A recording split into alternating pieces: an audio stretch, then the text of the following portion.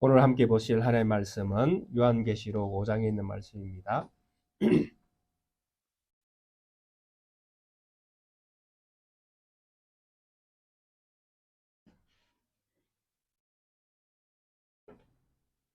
요한계시록 5장에 있는 말씀 전체를 함께 한 목소리로 합독하겠습니다. 내가 또 보매 보좌에 앉으신 이의 오른손에 두루마리가 있으니 안팎으로 섰고 7인으로 봉하였더라. 또 보매 힘있는 천사가 큰 음성으로 외치기를 누가 그 두루마리를 펴며 그 인을 떼기에 합당하냐 하나 하늘 위에나 땅 위에나 땅 아래에 능히 그 두루마리를 펴거나 보거나 할 자가 없더라. 그 두루마리를 펴거나 보거나 하기에 합당한 자가 보이지 아니하기로 내가 크게 울었더니 장로 중에 한 사람이 내게 말하되 울지 말라. 유다 지파의 사자 다윗의 뿌리가 이겼으니 그 두루마리와 그 7인을 떼시리라 하더라. 내가 또 보니 보좌와 네 생물과 장로들 사이에 한 어린 양이 서 있는데 일찍이 죽임을 당한 것 같더라. 그에게 7뿔과 7눈이 있으니 이 눈들은 온 땅에 보내심을 받은 하나님의 7영이더라. 그 어린 양이 나와서 보좌에 앉으신 이의 오른손에서 두루마리를 취하시니라. 그 두루마리를 취하시에 네 생물과 24장로들이 그 어린 양 앞에 엎드려 각각 금은고와 향이 가득한 금대접을 가졌으니 이 향은 성도의 기도들이라. 그들이 새 노래를 불러 이르되 두루마리를 가지시고 그 인봉을 떼기에 합당하시도다. 일찍이 죽임을 당하사 각 족속과 방언과 백성과 나라 가운데에서 사람들을 피로 사서 하나님께 드리시고 그들로 우리 하나님 앞에서 나라와 제사장을 삼으셨으니 그들이 땅에서 왕노릇 하리로다 하더라. 내가 또 보고 들음에 보좌와 생물들과 장로들을 둘러선 많은 천사의 음성이 있으니 그 수가 만만이요 천천이라. 큰 음성으로 이르되 죽임을 당하신 어린 양은 능력과 부와 지혜와 힘과 존귀와 영광과 찬송을 받으시기에 합당하도다 하더라.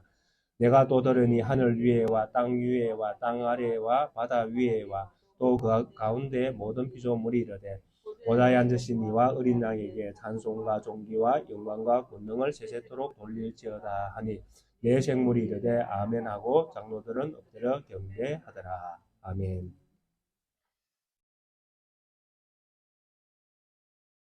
계시록 4장에서는 보좌에 앉아 계시는 하나님 아버지에 대하여 집중을 하는 모습을 보여주셨습니다.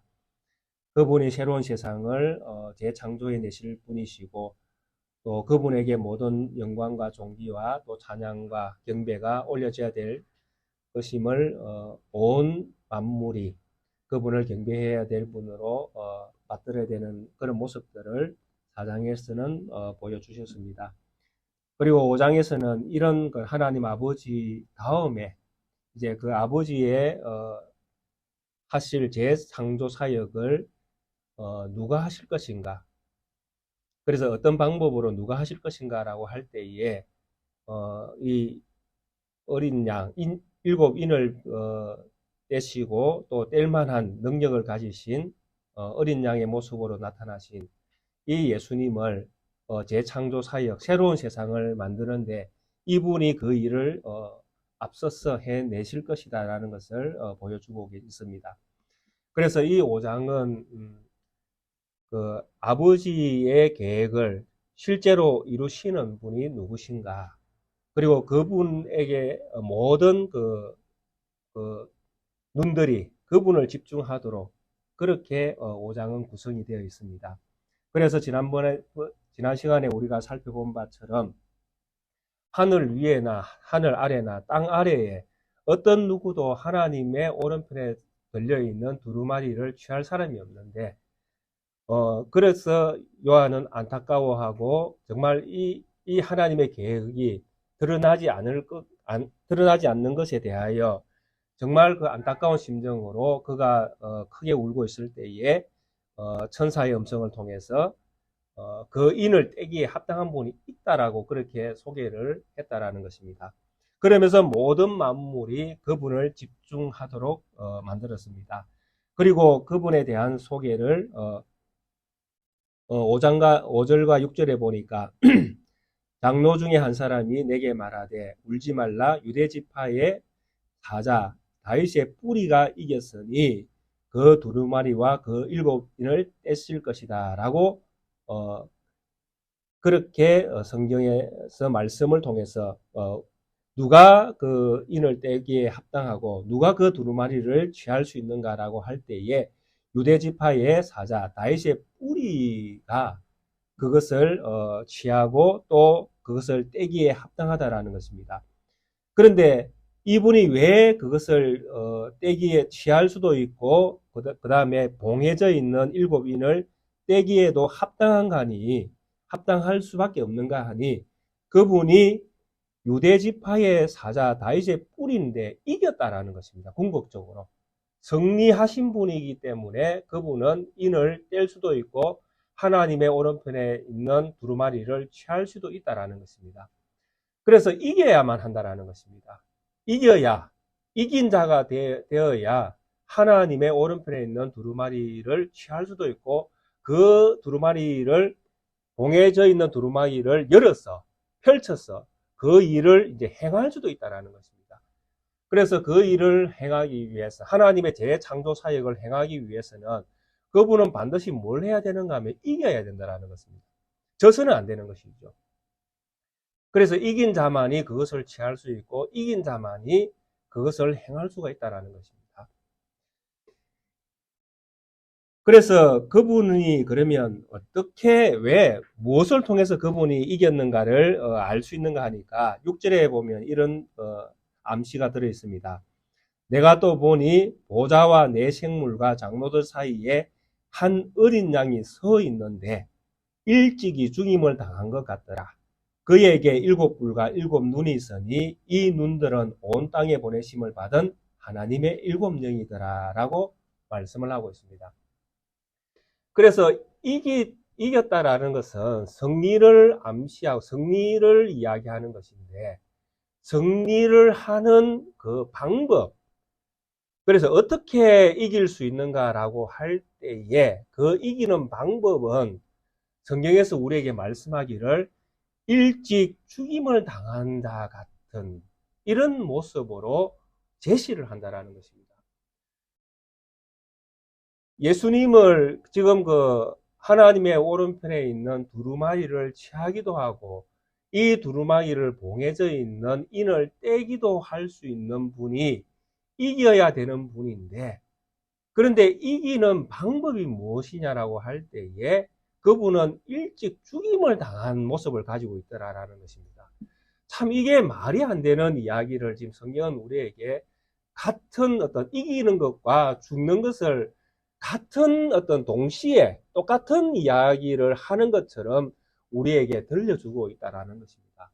참으로 우리는 이런 성경의 말씀들을 우리가 들을 때에 가장 이해가 안 되는 부분들입니다. 왜냐하니까 우리는 이 땅에 살고 있고 이 땅에서 사는 우리에게 이기는 방법이 어떤 것이 이기는 것인지 우리는 너무나 잘 알고 있습니다. 그렇지 않습니까? 지난 주간이었죠. 대통령 선거를 했지 않습니까? 대통령 선거가 있기 전에 얼마나 양쪽 두 사람만 그랬겠습니까? 모든 사람들이 다 이기기 위해서 얼마나 말도 안 되는 말들을 많이 지어내면서 서로를 비방하고 그렇게 서로를 헐뜯었던 이유가 무엇이었습니까? 이기기 위함 아니었나요? 철저하게 계산되어져 있는, 표를 얻기 위한 계산되어져 있는 방법들을 다 썼다라는 것입니다. 그런데 이제 결과가 나타납니다. 어떤 이는 이기게 되고, 왜냐하면 어떤 이는 이제 대통령이 당선이 되기도 하고, 어떤 이는 이제 낙선이 되기도 했지 않습니까? 그러니까 세상은 어떻게 변화가 되었습니까? 모든 세상의 중심에 누가 있습니까? 이긴 자, 그죠? 당선된 자에게 집중을 하지 않습니까? 떨어진 사람은 실제로 떨어진 그분이 모든 뉴스가 나올 때 제1번에 나왔던 분입니다. 맞잖아요. 늘 그분이 먼저 등장을 했습니다. 그분은 이렇게 활동을 하고 이렇게 활동하고 이렇게 활동하고 모든 뉴스의 초점이 그분에게 맞춰져 있다가 결과가 딱 세상에 드러나고 다른 사람이 딱 당선되니까 모든 뉴스의 초점은 당선된 자에게 향하고 있지 않습니까? 이것이 우리가 생각할 때에 이기는 것, 우리가 생각하는 이기는 것은 이런 것입니다. 정말 누구를 그 누구 위에 서기 위해서, 그죠? 군림하기 위해서 가진 힘을 가지고 아니면 더 많은 지지를 받아서 더 많은 어떤 사람들의 어떤 그 후원을 입어서 자기가 어떤 권력의 가장 높은 자리에 서는 것, 이것이 이기는 거 아닙니까? 그래서 우리가 살고 있는 모든 세상의 모든 조직 속에는 이런 구조를 다 가지고 있다는 것입니다. 교육이면 교육, 정치면 정치, 사회면 사회, 문화면 문화, 종교면 종교.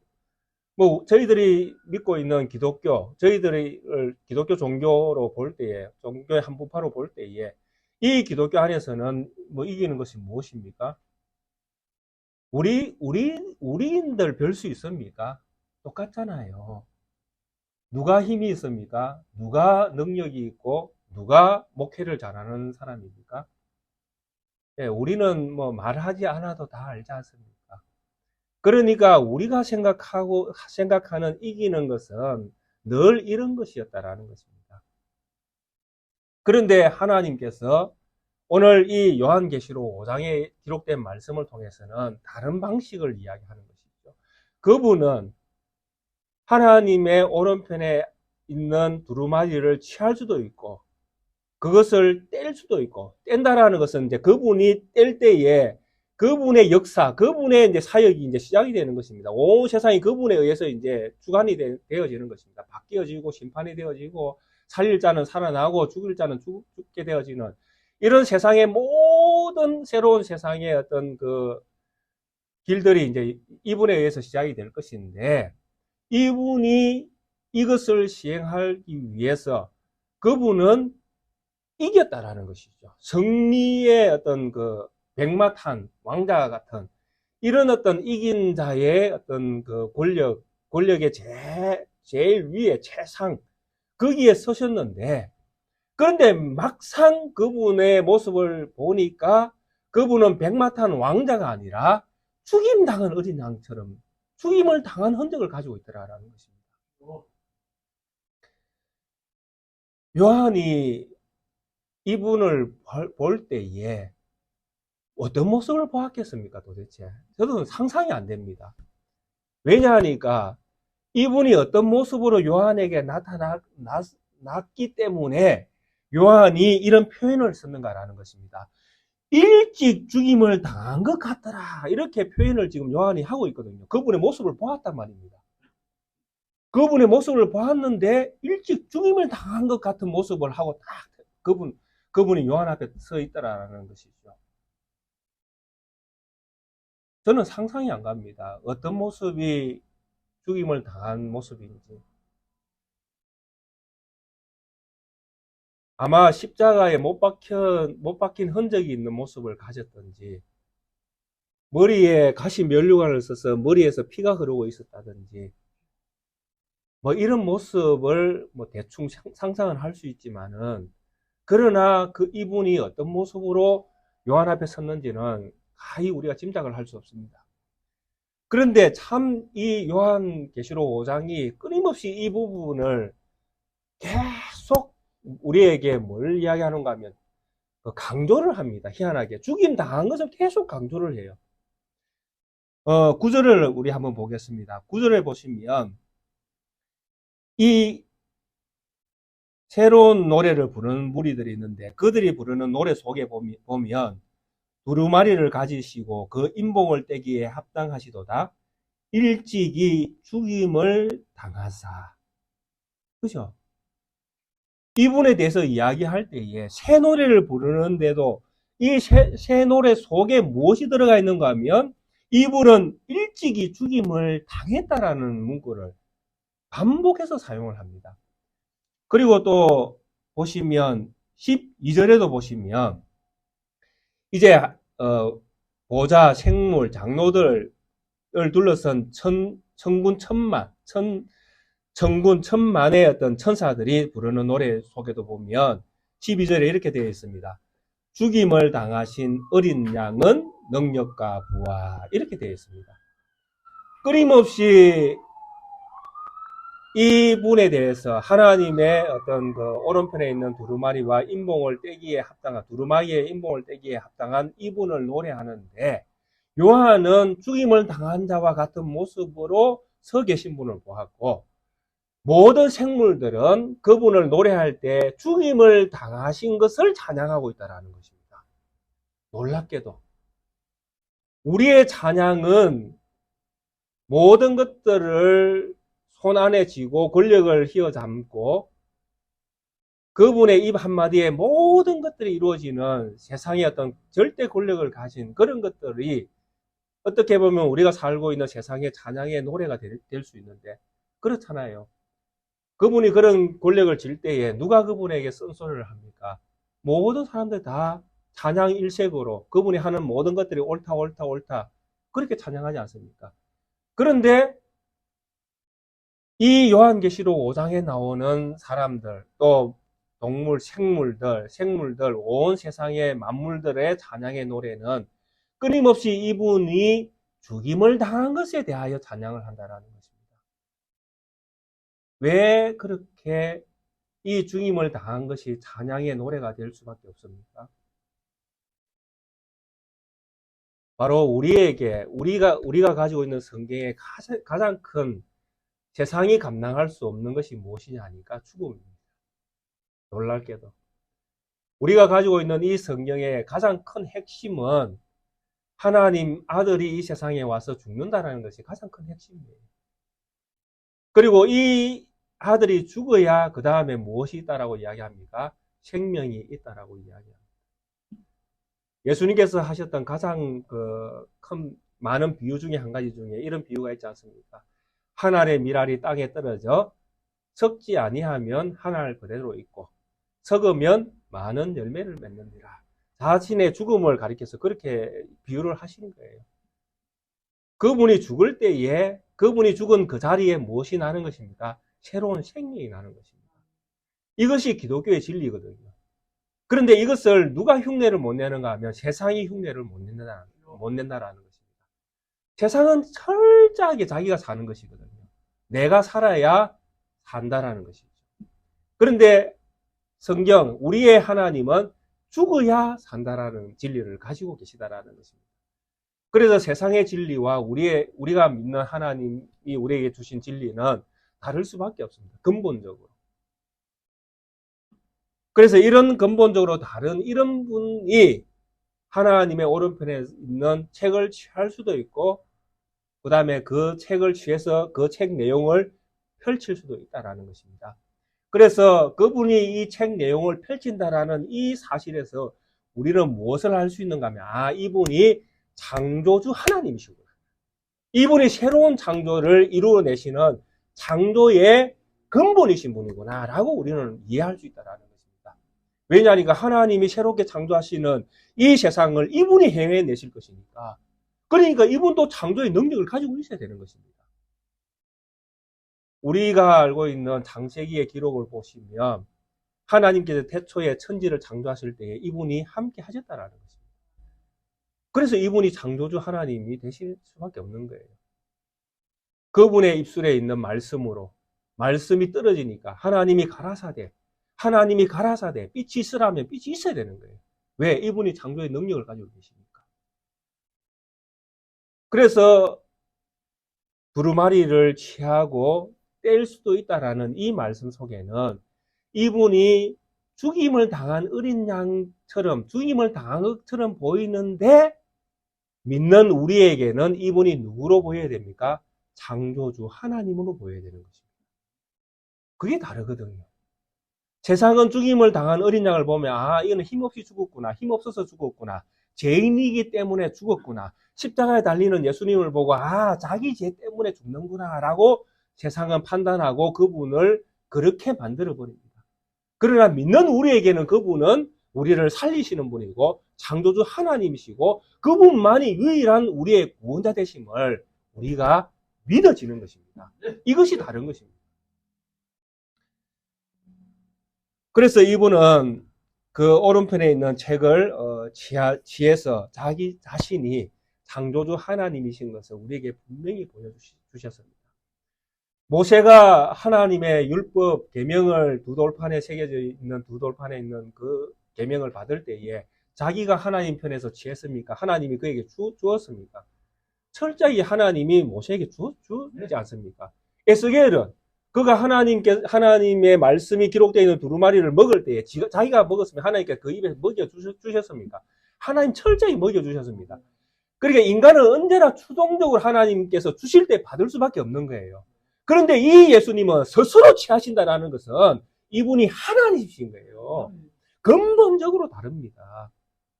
그래서 우리는 이 예수님을 우리와 같은 사람으로 절대로 볼 수 없습니다. 이분은 창조의 능력을 가지신 창조주 하나님이십니다. 스스로 하나님의 것을 취할 수도 있고 스스로 목숨을 버릴 수도 있는 분이십니다. 우리는 우리 스스로 목숨을 버리면 자살이라고 하지만은 그분 스스로 목숨을 버리는 것은 많은 백성을 구원하기 위해서 그분이 하시는 사역이 되는 것입니다. 다른 이야기예요.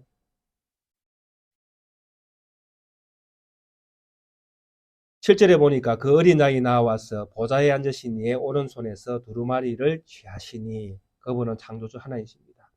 그런데 그분이 일찍 죽임을 당한 것 같은데 그에게 7뿔과 7눈이 있다라고 이렇게 그 6절에서 말씀을 하고 있었습니다. 그래서 성경에서 그 뿔이라는 이 단어들이 구약에 참 많이 나오고 있습니다. 신명기 33장 17절, 사무엘상 2장 10절, 16장 1절, 사무엘하 22장 3절 이런 데 보시면 철저하게 무엇과 연결되어 있는가 하면 왕권과 연결되어 있습니다. 힘, 뿔은 염소의 뿔은 힘입니다. 힘의 상징이고 그 뿔이 높여졌다 이렇게 이야기할 때는 그가 왕과 같은 권세를 가지신 분을 이야기할 때입니다. 그래서 죽임을 당한 어떤 그런 모습을 하고 있지만 이분은 어떤 분이냐 하면 왕권을 가지신 왕과 같은 분이시고 그분은 힘이 있다는 거죠. 그분이 책의 그 두루마리를 뗄 때에 그것을 행할 그 안에 있는 내용들을 집행할 능력이 그분에게 있는 것입니다. 그리고 그 일을 무엇으로 하십니까? 7눈을 가지고 하십니다. 7눈은 그 성경에서 몇 번 나오지 않지만은 우리는 충분히 이 말씀을 성령 하나님으로 볼 수 있도록 성경은 우리에게 인도합니다. 7눈이라는 것은 완전함을 이야기하거든요. 완전한 숫자 7. 그리고 이 눈을 7영으로 말씀하지 않습니까? 그래서 완전한 하나님의 능력으로 그분이 성령의 능력으로 그 일을 이루어내실 것이다라고 그렇게 선언을 하시는 것입니다. 7인으로 봉해져 있는 두루마리를 이분이 떼실 때에 그 안에 있는 내용들이 펼쳐질 것이고 그 내용들을 이 어린 양, 그 일찍 죽임을 당한 이분이 이 일을 시행하시는데 시행하시는 방법이 무엇이냐니까 성령을 통해서 하신다는 거죠. 그래서 지금도 성령은 이 사역을 끊임없이 하고 계십니다. 사람의 생각과 마음의 뜻을 감찰하시고 바꾸기도 하시고 그대로 두기도 하시는 분은 성령 하나님이십니다. 우리가 100번, 1000번, 10,000번 기도해도 성령 하나님이 역사하지 아니하시면 아무 일도 일어나지 않습니다. 믿으십니까? 예, 우리의 기도로 뭔가 바뀌어진다는 어떤 그런 어리석은 생각을 우리는 하지 말아야 됩니다. 우리의 기도로 바뀌는 것이 아니라 성령의 역사하심으로 바뀌는 거예요. 바꾸고 안 바꾸고는 누구의 마음입니까? 하나님 마음입니다.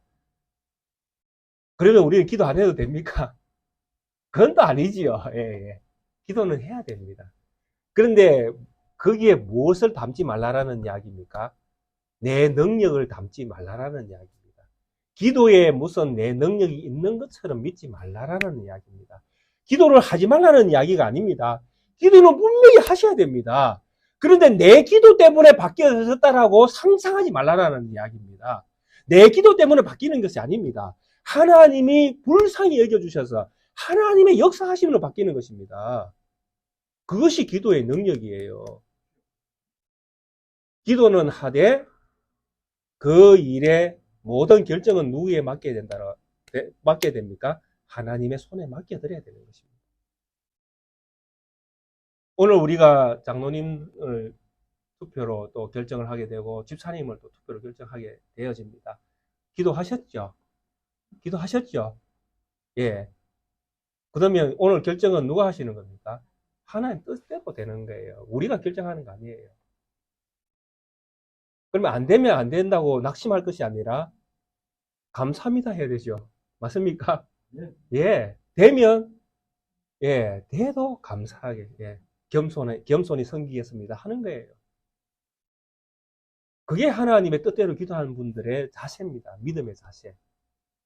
그래서 이런 것들을 통해서 우리는 늘 하나님의 어떤 역사하심을 보는 것이죠. 그래서 이분에 의해서 하나님의 성령의 사역을 통해서 이제 이분은 두루마리를 취하신 이분은 그 일을 행하실 것입니다. 그러니까 이 두루마리를 취하니까 네 생물과 24장로들이 8절에 보니까 어린 양 앞에 엎드려서 각각 금은고와 향이 가득한 금대접을 가졌으니 이 향은 성도의 기도라라고 이야기하면서 그분 앞에 찬양을 하기 위해서 서 있는 것을 보게 되어집니다. 근데 참 재미나게도 찬양을 하면 이 금은고라고 이야기했는데 금은고는 우리가 흔히 치는 것 기타 있지 않습니까? 이런 걸 생각하시면 됩니다. 기타와 같은 것인데 이런 기타 같은 것들을 들고 하나님을 찬양한다라면 우리가 피아노를 치고 하나님을 찬양하듯이 이렇게 하나님을 높이는구나 라고 이야기하면 되는데 이들이 높이는 그 가운데에 어울리지 않는 하나가 또 들어있습니다. 무엇이 들어있습니까? 향, 그죠?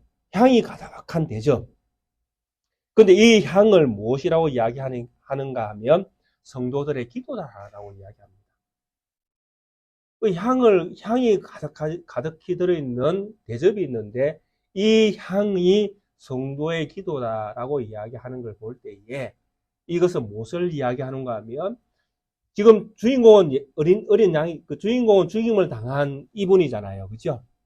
이분 앞에 금은고를 들고 이분을 높이기 위해서 준비되어 있는 무리들이 있는 것이잖아요. 그리고 이분들이 이분을 높이기 위해서 금은고를 만든 것이 아니라 이분에게 기도도 이렇게 드리려는 이런 모습을 하고 있지 않습니까? 그러니까 결국 이것은 무엇을 이야기하는가 하면 일찍 죽임을 당한 이분이 우리의 기도를 직접 받으시는 분인 것을 이야기하는 것이죠. 그러니까 이분은 누굽니까? 하나님이시죠. 예. 철저하게 이분이 하나님이신 걸 자꾸 이야기하고 있는 거예요, 성경이. 이분은 요한이 볼 때에 일찍 죽임을 당한 것 같으니까 옛날에 자기가 모셨던 그 선생님, 그죠? 육신의 몸을 입고 왔던 그 어린 양으로 오셨던 예수님, 이분으로 상상할 수 있는데 요한은 끊임없이 그분을 보면서도 그분을 가리켜서 뭐라고 이야기합니까? 그분은 하나님이다. 이분은 하나님이다. 이분은 하나님이다. 이렇게 이야기하고 있는 거예요. 자기가 보았던, 자기가 모셨던 자기의 선생님이었지만은 그럼에도 불구하고 요한은 이 요한계시록 5장을 통해서 끊임없이 이분에 대한 증언을 이분은 하나님이시다라고 증언하고 있는 거예요. 그래서 우리가 기도할 때 제일 뒤에 예수님의 이름으로 기도합니다라는 하는 그 이유가 예수님이 기도에 직접 응답하실 분이기 때문에 그분에게 기도하는 거예요. 그래서 이렇게 어린 양을 찬양하기 위해 모여 있는 이 사람들의 이제 노래가 9절에 나옵니다. 두루마리를 가지시고 그 인봉을 떼기에 합당하시도다. 일찍이 죽임을 당하사 각 족속과 방언과 나라와 백성 가운데에서 사람들을 피로 샀어. 여기도 피로 샀어. 그냥 산 게 아니라 피로 샀어. 이건 자기가 죽임을 당했다는 이야기잖아요. 피로 사서 하나님께 드리시고 그들로 우리 하나님 앞에서 나라와 제사장으로 삼으셨으니 그들이 땅에서 왕노릇하리로다 라는 노래를 부릅니다. 자, 이분들이 부르는 노래를 가리켜서 새 노래라고 합니다. 자, 새 노래의 내용이 무엇이냐 하니까 일찍 죽임을 당하사라고 시작되어지는 이 성경 구절이 새로운 노래입니다. 그 새로운 노래라는 것이 참 특별한 것이 없음을 지금 우리가 보고 있는 것입니다. 예수님께서 죽임을 당하셔서 그 죽임을 당하신 그 이유가 무엇이냐 하니까 족속, 방언, 백성, 나라 가운데에서 자기 백성들을 모으기 위해서 이분은 죽으셨다라는 것입니다. 그리고 모여진 이 백성들이 무엇을 하는가 하면 하나님 앞에서 나라와 제사장으로 제사장 직분을 행하는데 땅에서는 왕노릇하는 자들로 이들을 하나님의 자녀로 불러 모았다라는 것입니다. 그래서 불러 모으는 그 비결이 무엇이냐 하니까 죽는 것, 자기 자신이 피로 사서 자기 스스로 피를 흘려서 죗값을 치른 다음에 많은 백성들을 자기 백성으로 모았다라는 것입니다. 이것이 무엇이냐 하니까 새 노래라고 이야기합니다. 우리가 집사님 혹시 출애굽기 15장을 조금 띄울 수 있겠습니까? 참고 구절을 못 드려가지고. 출애굽기 15장에 보시면 누구의 노래가 나오는가 하면 모세의 노래가 나옵니다. 다 아시지요? 모세가 이 노래를 언제 불렀는가 하면 홍해를 이제 갈라진 홍해를 이스라엘 백성이 싹 건너지 않습니까? 건너고 나니까 이제 이스라엘 백성은 마른 땅으로 홍해를 건넜지만은 나머지 애국 백성들은 따라오다가 다 홍해 바다에서 그죠? 몰살해버리잖아요. 그 안에서. 그래서 이런 엄청난 기적을 경험한 이후에 모세가 불렀던 노래를 모세의 노래라고 합니다. 그러니까 모세의 노래의 핵심이 무엇이냐 하니까 하나님이 우리를 이처럼 구원해 주셨다라는 노래입니다. 구원의 노래. 자, 한번 볼까요? 이때에 모세와 이스라엘 자손이 이 노래로 여호와께 노래하니 일러서되 내가 여호와를 찬송하리니 그는 높고 영화로우시며 말과 그 탄자를 바다에 던졌으이로다. 이게 이제 홍해를 건너고 난 다음에 홍해를 건넌 이 이야기를 이렇게 하고 있는 것이거든요. 여호와는 나의 힘이요 노래시며 나의 구원이시로다. 그는 나의 하나님이시니 내가 그를 찬송할 것이요 내 아버지의 하나님이시니 내가 그를 높이리로다. 뭐 이런 식으로 지금 그러니까 여호와는 용사시니 여호와는 그의 이름이시로다. 뭐 이런 식으로 계속 홍해를 건너게 하신 하나님을 구원의 하나님을 그 사건을 가지고 노래를 불러서 우리 하나님은 우리를 이렇게 구원하신 능력 있고 힘 있고 우리의 생명 되시는 하나님이시다라고 노래를 불렀던 게 모세의 노래입니다. 그런데 요한계시록 5장에 여기에 새로운 어린 양에 의해서 죽임을 당한 양에 의해서 새로운 하나님의 자녀로 부름받은 사람들은 어떤 노래를 부릅니까? 모세의 노래를 부르는 것이 아니라 어떤 노래를? 새 노래를 부른다라고 되어 있습니다. 그죠? 우리 개혁 교단이 다른 교단하고 조금 다른 게 부른 노래가 그죠? 다르죠. 일반 교단은 찬송가만 주로 하지 않습니까? 그죠? 예배 시간에 찬송가만 부르는데 저희 교단은 시편 찬송가를 섞어서 이렇게 부르고 있습니다. 이게 개혁 교단의 어떤 장점이기도 하고 어떻게 보면 자칫 잘못하면 이것 또한 잘못 사용될 수도 있거든요. 자, 예수 그리스도 안에서 새로 부름받은 하나님의 자녀들이 부르는 노래는 어떤 노래이어야 합니까? 새 노래여야 합니다. 맞죠? 지금 우리가 부르는 시편은 새 노래일까요? 모세의 노래일까요? 예? 우리가 부르는 시편은 새 노래일까요? 모세의 노래일까요? 예? 예. 어렵군요. 어려운 모양입니다. 예, 우리가 부르는 시편의 노래는 새 노래가 아니라 모세의 노래입니다. 모세가 구원한 이야기들을 구약은 전부 다 개성을 합니다. 구약 전체가. 모세가 가르쳐준 율법을 벗어날 수가 없잖아요. 구약은. 그래서 구약에서 하던 모든 노래는 모세의 노래에 해당이 되어집니다. 새 노래는 누구부터? 예수 그리스도부터 새로운 노래가 이제 나오게 되어지는 것입니다. 그래서 우리가 시편만 불러야 된다는 이런 주장을 할 수가 없는 게 그렇습니다. 시편만 부를 수 없는 거. 왜? 시편을 우리는 그럼 왜 하냐니까. 시편의 모세의 노래지만 모세의 노래를 어떻게 이해해야 됩니까? 새 노래로 바꾸어서 이해해야 됩니다. 모세는 누굴 바라보고 있습니까? 오실 예수님을 바라보고 있잖아요. 그러니까 모세가 불렀던 노래를 누구로 바꿔야 됩니까? 예수 그리스도로 새롭게 해석을 해야 되는 것이죠. 그렇게 해서 이 노래를 이해하고 부를 때에 이 모세의 노래도 새 노래가 되는 것입니다. 그냥 모세의 노래, 그냥 시편만 그냥 반복하는 것은 그냥 우리가 모세의 노래를 반복하는 것과 똑같습니다. 그래서 시편 1편부터 사실은 새롭게 해석을 할 필요가 있는 것이죠. 예수 그리스도 중심으로. 그렇게 새롭게 해석되어진 그 이해를 가지고 우리가 시편을 찬송할 때에 그 시편도 우리에게 새 노래가 될 수 있는 것입니다.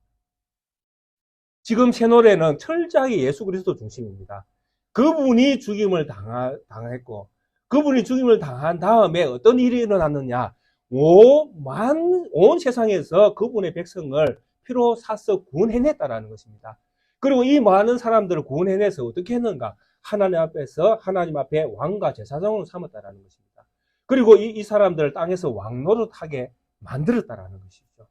그래서 베드로전서니까 우리에게 그렇게 말씀하고 있지 않습니까? 우리를 가리켜서 너희는 왕 같은 제사장이요, 거룩한 나라요, 그의 택한 백성이요, 뭐 이렇게 엄청난 말씀을 가지고 우리의 신분을 이야기했지 않습니까?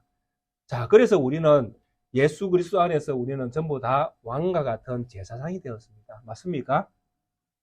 그리고 우리는 무슨 노릇을 해야 됩니까? 이 땅에서 왕 노릇을 해야 됩니다. 맞습니까?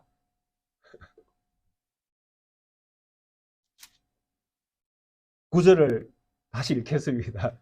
대답을 안 하시니까요. 10절을 다시 읽겠습니다. 10절. 그들로 우리 하나님 앞에서 나라와 제사장들을 삼으셨으니 그들이 땅에서 왕노릇 하리로다 하더라. 아멘. 자, 우리가 이 땅에서 왕노릇 해야 됩니까? 안 해야 됩니까? 왕노릇 해야 됩니다. 그런데 이제 문제는 무엇이냐니까 우리는 어떻게 왕노릇 해야 되는가 하는 것이 이제 문제가 생기는 것입니다. 새 노래를 부르는 모든 사람들은 이 새 노래의 핵심이 무엇이냐니까 두루마리를 가지시고 그 인봉을 떼기에 합당하시도다. 일찍이 죽임을 당하사 각 족속과 방언과 백성과 나라 가운데에서 사람들을 피로 사서 하나님께 드리시고 그들로 우리 하나님 앞에서 하나님 앞에 우리는 서 있는 것입니다. 나라와 제사장으로 우리는 하나님 앞에 서 있는 것입니다. 우리는 우리의 하나님 앞에 하나님의 백성이요 하나님의 왕과 같은 제사장들로 서 있는 것입니다. 그래서 우리는 이런 하나님의 부름을 받고 우리는 이 땅에 살고 있는 것입니다. 근데 우리는 이 땅에서 어떤 사람으로 살아야 하는가 하면 왕과 같은 왕 노릇하는 자들로 이 세상에서 살아 있어야 된다는 것이죠. 그래서 문제는 무엇이냐면 그러면 도대체 어떻게 하는 것이 왕 노릇하는 것인가 하는 것이 이제 문제가 되어집니다. 오늘 우리는 함께 하나님 앞에 모여서 우리를 불러주신 지극히 높으신 하나님의 이름을 높여드리고 있습니다.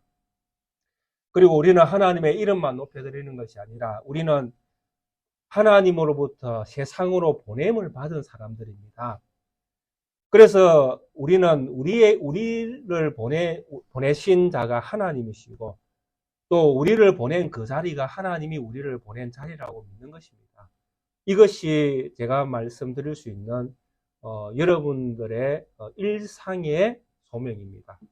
하나님께서 여러분들을 어디로 부르셨는가? 여러분들이 각자 섬기고 있는 그 자리, 가정과 직장, 그 속으로 하나님이 여러분들을 불렀다라는 것입니다. 자, 그곳에서 여러분들이 해야 될 일이 무엇입니까? 왕 노릇을 해야 된다라는 것입니다. 그곳에서.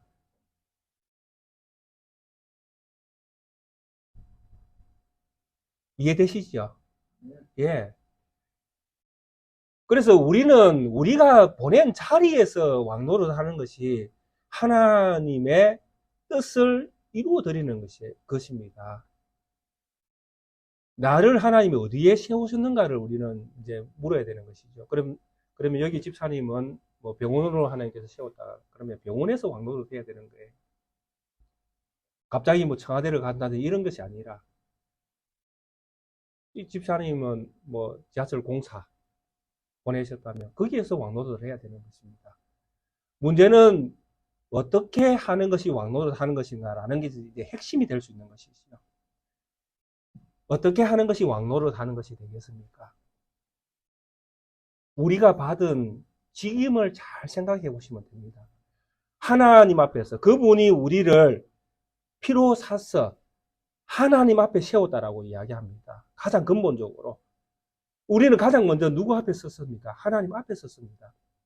근데 우리의 신분이 하나님 앞에 선 우리의 직분이 무엇이냐 하니까 제사장이라고 이야기합니다. 제사장.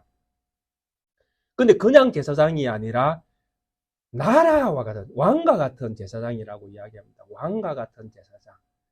그리고 왕과 같은 제사장인데, 이 이야기는 무슨 이야기냐 하면, 왕도 되고 제사장도 된다는 이야기거든요. 근데 왕과 같은 일도 하고, 제사장 같은 일도 하는데, 이 두 가지를 합쳐서 가리켜서 왕노릇 한다라고 이야기를 하는 것입니다.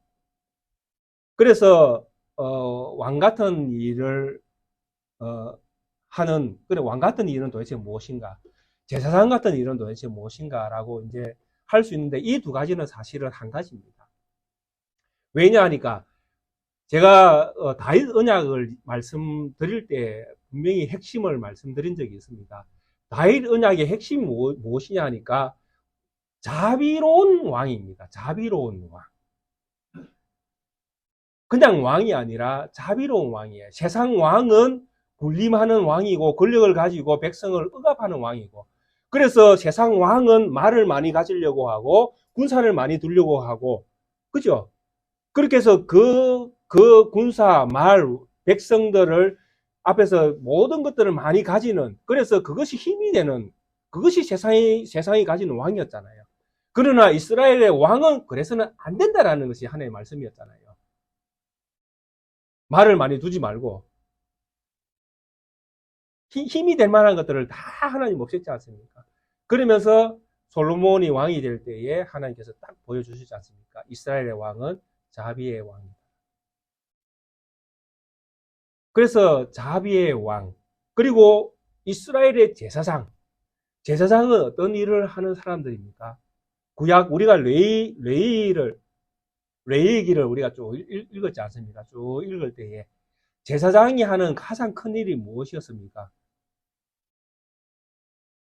예, 제사 드리는 거였잖아요. 제사.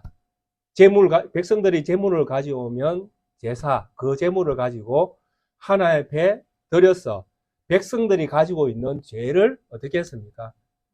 예, 사해달라고 제물을 드리고 그 다음에 나와서는 백성들에게 뭐라고 이야기했습니까? 너희에게 평안이 있을지어다. 이렇게 이야기했죠. 그죠? 하나님이 너희를 지키시고 보호하시고 너희와 함께 하시기를 원한다. 이게 이제 평안을 주는 거잖아요. 백성에게. 죄 문제가 해결됐다라고 이제 알려주는 거잖아요. 죄 문제가 해결되었으니 평안히 가라. 이것을 행했던 사람들이 누구냐 하니까 제사장입니다. 자, 이 일을 가만히 생각하면서 하나님이 이제 우리에게 세상으로 보냅니다. 세상에 보내서 너희는 세상에 가서 뭐 하라? 왕노릇 할 그래? 이러면서 우리를 세상으로 딱 보냈습니다. 우리는 세상에서 뭘 해야 되겠습니까? 어떻게 하는 것이 왕노릇 하는 것이겠습니까? 아직도 이해가 잘 안 되십니까? 예.